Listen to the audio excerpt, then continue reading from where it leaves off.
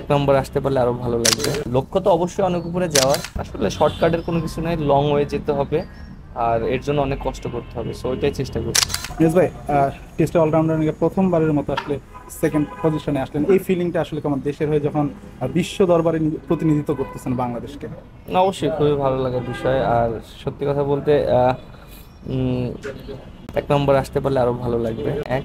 আর second thing হলো যে জিনিসটা আজকে এখানে আসার একটাই কারণ ছিল, যে ভাইয়েরা আমাকে আহ, আহ, করেছে, সবসময় আমাদেরকে মাঠে সাপোর্ট করে। বিসিএস এ সবসময় মাঠে দেখি ভাইরা আমাদেরকে সাপোর্ট করে, এবং দেশের বাইরেও যখনও যাই তখনও ভাইরা সাপোর্ট করে। এবং আজকে আমার জন্য তারা একটা বানিয়ে নিয়ে এসেছে যে আমি 200 উইকেট পেয়েছি এবং টেস্টে 2000 রান করেছি, এর জন্য আমাকে অভিনন্দন জানানোর জন্য এসেছে। খুবই ভালো লেগেছে এবং তারা সবসময় আমাদের পিছন থেকে সাপোর্ট করে। মিস ভাই, 400 উইকেট আর 5,000 রানের মাইল ফলক বা এরকম কোনো ইচ্ছা আছে কিনা, মানে শেষটা কোথায় রেখে যেতে চান?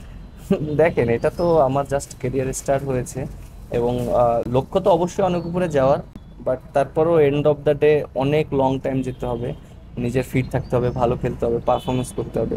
সো ওইভাবে অনেক বড় চিন্তা করছি না, ছোট ছোট ভাবে আগানোর চেষ্টা করছি।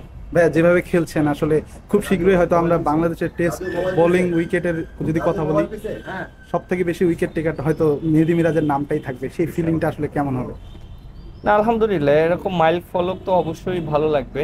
আর সেকেন্ড থিং হলো আহ, বাংলাদেশের জন্য অর্জন করতে পারলে তো আরো বেশি ভালো লাগার বিষয়। আর সেটা যদি যে কোনো একটা ফরম্যাট হয় তাহলে সেটাও ভালো লাগার বিষয়।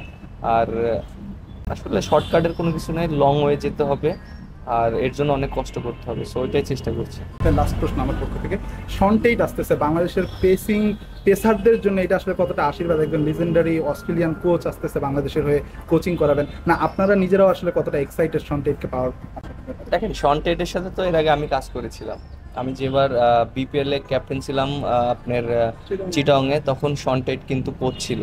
সো আমার কাছে মনে হয় ওর সাথে আমাদের আন্ডারস্ট্যান্ডিংটা খুবই ভালো ছিল, এবং ও অ্যাজ এ হিউম্যান বিং হিসাবে অনেক ভালো এবং অনেক কাইন্ড এবং অনেক হেল্পফুল। সো আমার কাছে মনে হয় এরকম টাইপের কোচ থাকা টিমের ভিতর খুবই ভালো, এবং আমি নিজেও ওকে পার্সোনালি চিনি এবং জানি ও অনেক প্লেয়ারদেরকে সাপোর্ট করে, এবং ও নিজে যেহেতু ইন্টারন্যাশনাল ক্রিকেট খেলেছে অস্ট্রেলিয়ার মতন, এবং ও জানে যে এখানে কিভাবে কি করতে হবে। সো আমার কাছে মনে হয় এটা একটা ভালো পজিটিভ দিক আমাদের টিমের জন্য যে ওকে চুজ করা হয়েছে।